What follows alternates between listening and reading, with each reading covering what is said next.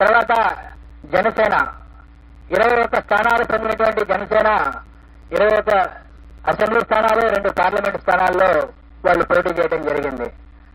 Janasena 2 parliament స్థానాల్లో గెలవబోతా ఉంది.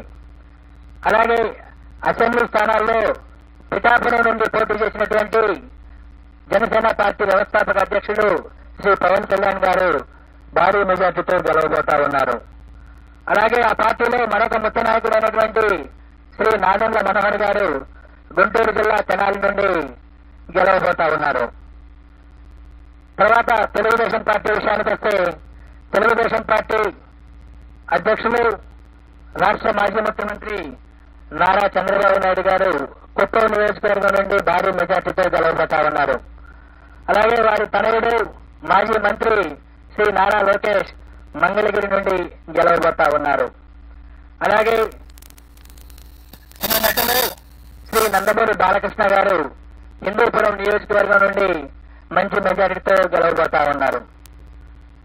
ఈ విధంగా ప్రతిపక్ష పార్టీలకు సంబంధించి ముఖ్య నాయకుల విషయాన్ని చూసుకున్న తర్వాత ఆంధ్రప్రదేశ్ అధికారంలో ఉన్నటువంటి వైఎస్ఆర్ కాంగ్రెస్ పార్టీ యొక్క మంత్రివర్గంలో అనేక మంది మంత్రివర్గ సభ్యులు తీవ్రమైనటువంటి పోటీ ఎదుర్కొంటున్నారు. కొద్దిమంది ఓటమి చవిచూడబోతా ఉన్నారు. ఇందులో ముఖ్యంగా మనం ఆంధ్రప్రదేశ్ ముఖ్యమంత్రి శ్రీ వైఎస్ జగన్మోహన్ రెడ్డి గారు పులివెందుల అసెంబ్లీ నియోజకవర్గం నుండి భారీ మెజార్టీతో గెలవబోతా ఉన్నారు. అలాగే సిదిరి అప్పలరాజు గారు ప్రస్తుత మంత్రి పలాస నుండి ఓటమి చవిచూడబోతా ఉన్నారు. అలాగే ధర్మాన ప్రసాదరావు గారు శ్రీకాకుళం అసెంబ్లీ నియోజకవర్గం నుండి వారు గట్టి పోటీ ఎదుర్కోబోతున్నారు. నేను ఎక్కడైతే గట్టి పోటీ అని సంబోధిస్తానో అక్కడ మా మార్జిన్ ఆఫ్ ఎర్రర్ ఏదైతే ఉంటుందో +-3% లోబడి ఫలితం ఉండే అవకాశం ఉంటుంది. కాబట్టి +-3% ఉన్న దగ్గర నేను గట్టి పోటీ అని సంబోధించడం జరుగుతుంది. అలాగే పీడిక రాజన్న దొర సాలూరు అసెంబ్లీ నియోజకవర్గం నుండి గెలుపొందబోతా ఉన్నారు. అలాగే బొత్స సత్యనారాయణ గారు ప్రస్తుత మంత్రి, మాజీ పిసిసి అధ్యక్షులు, చీపురుపల్లి అసెంబ్లీ నియోజకవర్గం నుండి మంచి మెజారిటీతో గెలుపొందబోతా ఉన్నారు. అలాగే గుడివాడ అమర్నాథ్ గారు రాష్ట్ర ఐటీ శాఖ మంత్రులు గుడివాడ అమర్నాథ్ గారు గతంలో అనకాపల్లి నుండి ప్రాతినిధ్యం వహించారు. ప్రస్తుతం గాజువాక నుండి పోటీ చేస్తున్నారు. వారు ఓటమి చవిచూడబోతా ఉన్నారు. అలాగే పినిపే విశ్వరూప్ గారు వారు అమలాపురం శాసనసభ నుండి పోటీ చేస్తున్నారు. వారు గెలవబోతా ఉన్నారు. అలాగే కారుమూరి నాగేశ్వరరావు గారు వారు తణుకు నుండి ప్రాతినిధ్యం వహిస్తా ఉన్నారు. వారు రాష్ట్ర మంత్రి. వారు ఓటమి చవిచూడబోతా ఉన్నారు. అలాగే చెల్లిపోయిన వేణుగోపాల్ గారు రాజమండ్రి రూరల్ నుండి ప్రాతినిధ్యం వహిస్తా ఉన్నారు. మంత్రి. వారు కూడా ఓటమి చవిచూడబోతా ఉన్నారు. దాడిశెట్టి రాజా వారు తొలి అసెంబ్లీ నియోజకవర్గం నుండి ప్రాతినిధ్యం వహిస్తా ఉన్నారు. వారు గెలవబోతా ఉన్నారు. అలాగే కొట్టు సత్యనారాయణ రాష్ట్ర దేవాదాయ ధర్మాదాయ శాఖ మంత్రులు వారు తాడేపల్లిగూడెం నుండి వారు పోటీ చేసి ఉన్నారు. వారు ఓటమి చవిచూడబోతా ఉన్నారు. అలాగే శ్రీమతి తానేటి వనిత ప్రస్తుత ఆంధ్రప్రదేశ్ యొక్క హోంశాఖ మంత్రులు వారు గోపాలపురం నుండి గెలవబోతా ఉన్నారు స్వల్ప ఆధిక్యతతో. అలాగే జోగి రమేష్ గారు ప్రస్తుత రాష్ట్ర మంత్రి. వారు పెనమలూరు నియోజకవర్గం నుండి గతంలో పెనమ నియోజకవర్గం నుండి శాసనసభ్యులుగా ఉన్నారు. ఈ ఎన్నికల కోసం పెనమలూరు నుండి పోటీ చేశారు. వారు గట్టి పోటీ ఎదుర్కొనబోతా ఉన్నారు. అలాగే అంబటి రాంబాబు గారు గుంటూరు జిల్లా ఇప్పటి పల్నాడు జిల్లా సత్తెనపల్లి నియోజకవర్గం నుండి ప్రాతినిధ్యం వహిస్తున్నారు. రాష్ట్ర జలవనరుల శాఖ మంత్రులు. వారు గట్టి పోటీ ఎదుర్కొనబోతా ఉన్నారు. అలాగే శ్రీమతి విడుదల రజని గతంలో చిలకలూరుపేట నియోజకవర్గం నుండి ప్రాతినిధ్యం వహించారు. ప్రస్తుతం గుంటూరు పశ్చిమ నియోజకవర్గం నుండి పోటీ చేస్తున్నారు. వారు గట్టి పోటీ ఎదుర్కొంటున్నారు. స్వల్ప తేడాతో ఓటమి చవిచూసే అవకాశం ఉంది. శ్రీ మేరుగ నాగార్జున గారు గతంలో గుంటూరు జిల్లా వేమూరు నియోజకవర్గం నుండి ప్రాతినిధ్యం వహించారు. ప్రస్తుతం ప్రకాశం జిల్లా సంతనోత్రపాడు నుండి పోటీ చేస్తున్నారు. వారు గట్టి పోటీ ఎదుర్కొంటున్నారు. వారు స్వల్ప ఆధిక్యతతో గెలిచేటువంటి అవకాశం ఉంది. అలాగే ఆదిమూలపు సురేష్ గారు గతంలో విద్యాశాఖ మంత్రిగా పట్టణాభివృద్ధి శాఖ మంత్రిగా పనిచేస్తున్నారు. వారు ప్రస్తుతం కొండేపి అనేటువంటి నియోజకవర్గం నుండి పోటీ చేస్తున్నారు. వారు స్వల్ప ఓట్ల తేడాతో ఓటమి చవిచూసే అవకాశం ఉంది. అలాగే తాకాని గోవర్ధన్ రెడ్డి గారు ప్రస్తుత రాష్ట్ర వ్యవసాయ శాఖ మంత్రులు సర్వేపల్లి నుండి పోటీ చేస్తా ఉన్నారు. వారు గెలిచేటువంటి అవకాశం ఉన్నది. అలాగే బుగ్గన రాజేంద్రనాథ్ రెడ్డి గారు ఆర్థిక శాఖ మంత్రులు వారు కర్నూలు జిల్లా డోన్ నుండి ప్రాతినిధ్యం వహిస్తా ఉన్నారు. వారు గెలిచే అవకాశం ఉన్నది. అలాగే కె అహ్మద్ బాషా గారు రాష్ట్ర ఉప ముఖ్యమంత్రి కడప అసెంబ్లీ నియోజకవర్గం నుండి పోటీ చేస్తా ఉన్నారు. వారు ఈ ఎన్నికల్లో స్వల్ప ఆధిక్యతతో గెలిచే అవకాశం ఉన్నది. శ్రీ పెద్దిరెడ్డి రామచంద్రారెడ్డి గారు సీనియర్ మంత్రివర్యులు పొంగనూరు అసెంబ్లీ స్థానం నుండి ప్రాతినిధ్యం వహిస్తా ఉన్నారు. వారు ఈ ఎన్నికల్లో భారీ మెజార్టీతో గెలిచేటువంటి అవకాశం ఉన్నది. అలాగే శ్రీమతి ఉషశ్రీ చరణ్ అనంతపురం జిల్లా పెనుగొండ నుండి పోటీ చేస్తా ఉన్నారు. వారు అతి స్వల్ప తేడాతో ఓటమి చవిచూసేటువంటి అవకాశం ఉన్నది.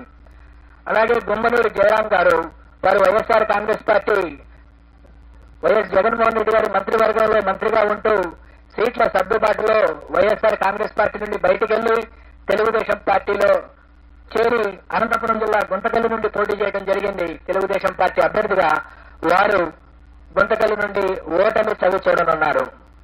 అలాగే శ్రీమతి ఆర్కే రోజా ప్రముఖ సినీ నటి అండ్ మంత్రివర్యురాలు వారు చిత్తూరు జిల్లా నగరి నియోజకవర్గం నుండి ఓటమి చవి చూడబోతా ఉన్నారు.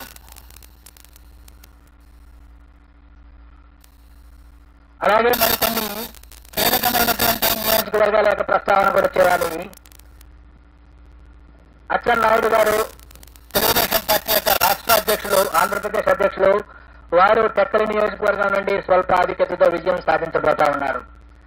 అలాగే వల్లభనేని వంశీ గత 2 సంవత్సరాలుగా కొన్ని వివాదాల కారణంగా ప్రముఖంగా వార్తల్లో వచ్చిన వ్యక్తి గన్నవరం నుండి శాసనసభ్యుడిగా ప్రాతినిధ్యం వహిస్తా ఉన్నారు.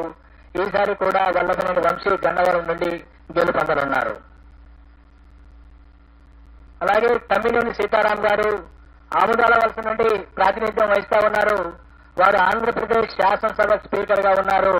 వారు కొద్ది ఓట్ల తేడాతో ఓటమి చవి చూసేటువంటి అవకాశం ఉన్నది. అలాగే రఘురామకృష్ణరాజు గారు, కనుమూరి రఘురామకృష్ణరాజు గారు ప్రస్తుతం నర్సాపురం నుండి ఎంపీగా ఉంటూ ఇటీవల తెలుగుదేశం పార్టీలో చేరి ఉండి నుండి శాసనసభకు పోటీ చేయడం జరిగింది. వారు ఉండి నుండి గెలుపొందబోతా ఉన్నారు. అలాగే బూడి ముత్యాల నాయుడు గారు వారు ప్రస్తుతం ఆంధ్రప్రదేశ్ ఉప ముఖ్యమంత్రిగా ఉన్నారు. వారు అనకాపల్లి నుండి గతంలో వారు మాడుగురు నుండి శాసనసభ్యులుగా ఉన్నారు. ఈ ఎన్నికల్లో అనకాపల్లి నుండి పార్లమెంటు సభ్యులుగా పోటీ చేస్తున్నారు. వారు భారతీయ జనతా పార్టీ అభ్యర్థి సీఎం రమేష్ చేతిలో ఓటమి చవిచూడనున్నారు. అలాగే వైఎస్ఆర్ కాంగ్రెస్ పార్టీ యొక్క ముఖ్య నాయకులు శ్రీ విజయసాయి రెడ్డి గారు వారు నెల్లూరు పార్లమెంటు నుండి పోటీ చేయడం జరిగింది. వారు నెల్లూరు పార్లమెంటు నుండి ఓటమి చవిచూడబోతా ఉన్నారు. రాష్ట్రంలో హోరాహోరీ పోటీ జరిగినటువంటి పార్లమెంటులో అమలాపురం పార్లమెంటు, రాజమండ్రి పార్లమెంటు, నర్సరావుపేట పార్లమెంటులో ఫలితం కేవలం 2-3% లోబడి ఉండబోతా ఉంది. ఈ విధంగా రాష్ట్రంలో ఉన్నటువంటి 4 రాజకీయ పార్టీల యొక్క ముఖ్య నాయకుల యొక్క గెలుపోవటమని మనం చర్చించుకున్న తర్వాత ఈ ఎన్నికల్లో కీలకమైనటువంటి అంశాలను కూడా నేను ప్రస్తావించవలసి ఉంటుంది. తెలుగుదేశం పార్టీ గత 5 సంవత్సరాల నుండి ప్రతిపక్షంలో ఉన్న కారణంగా గత ఎన్నికల్లో 2019 శాసనసభ ఎన్నికల్లో చరిత్రలో ఎప్పుడు లేని విధంగా 10% మించినటువంటి ఓట్ల తేడాతో ఓడినటువంటి కారణంగా పొత్తు తప్పదు అని తెలుసుకున్నటువంటి పార్టీ నాయకత్వం జనసేన పార్టీని పొత్తులోకి ఆహ్వానించడం, ఆ తర్వాత కూడా గెలుపుకు కేవలం జనసేన మాత్రమే కాదు మరొక బలమైనటువంటి రాజకీయ పక్షం యొక్క అవసరం ఉన్నదని తెలుసుకుని భారతీయ జనతా పార్టీతో కూడా చివరి వరకు పొత్తు కోసం పొత్తు కోసం ప్రయత్నం చేసి భారతీయ జనతా పార్టీని కూడా పొత్తులో కలుపుకున్నటువంటి పరిస్థితిని రాష్ట్ర ప్రజలందరూ చూశారు. ఒకవైపు ఈ రాష్ట్ర ముఖ్యమంత్రి వైఎస్ఆర్ కాంగ్రెస్ పార్టీ అధ్యక్షుడు వైఎస్ జగన్మోహన్ రెడ్డి సంక్రాంతి నాటికే అభ్యర్థుల్ని 90% మందిని ప్రకటించేసి నియోజకవర్గాల వారీగా, జిల్లాల వారీగా, ప్రాంతాల వారీగా సిద్ధం వంటి సభలను ఏర్పాటు చేసుకుని ప్రజల్లోకి పోతా ఉంటే ప్రతిపక్ష కూటమి సీట్ల సర్దుబాటు, ఆ సీట్లలో ఏ అభ్యర్థిని నిలబెట్టాలి అనేటువంటి విషయంలోనే ఆల్మోస్ట్ నామినేషన్స్ వరకు ఆగినటువంటి పరిస్థితిని మనం చూశాం. అదే కాకుండా గత 5 సంవత్సరాల్లో కరోనా కాలాన్ని తీసివేయగా మిగతా కాలంలో ఈ రాష్ట్ర ప్రభుత్వం అవలంబించినటువంటి నూతన విధానాలు, వాలంటీర్ వ్యవస్థ ద్వారా ప్రతి ఇంటి గడప వద్దకు ప్రభుత్వ సేవలను చేర్చడం ఏదైతే ఉందో, ఇది నేను గతంలో కూడా చెప్పాను. ఈసారి ఎన్నికల్లో అది కీలక పాత్ర పోషించబోతా ఉంది. 71% మంది గ్రామీణ ప్రజానికం ఉన్నటువంటి ఆంధ్రప్రదేశ్ లో ఏ గ్రామంలోనైనా సరే ప్రభుత్వం ద్వారా ఏదైనా పథకం లబ్ధి పొందాలన్నా, ప్రభుత్వానికి సంబంధించినటువంటి ఏదైనా సంక్షేమ అభివృద్ధి కార్యక్రమం పొందాలన్నా ఆ గ్రామ స్థాయి నాయకుల దగ్గరకో, మండల స్థాయి నాయకుల దగ్గరకో వెళ్లాల్సినటువంటి పరిస్థితి. ఈ వాలంటీర్ వ్యవస్థ ద్వారా ఆ పరిస్థితి నుండి మార్పు తీసుకొచ్చినటువంటి వైరాన్ని ఈ రాష్ట్ర ప్రజలు అభినందించారు. ఇప్పుడు ఆపరేషన్ లేకుండానే మోకాళ్లకు ప్లాస్మా ట్రీట్మెంట్. మీ ఆర్థోపెడిక్ సమస్యలన్నిటికీ రోబోటిక్ టెక్నాలజీ ద్వారా తక్కువ ఖర్చుతో శాశ్వత పరిష్కారం. Free consultation. ప్రతి ట్రీట్మెంట్ పై 20% డిస్కౌంట్. ఈ ఆఫర్ కొద్ది రోజులు మాత్రమే. త్వరపడండి. V9 hospitals 9281465842.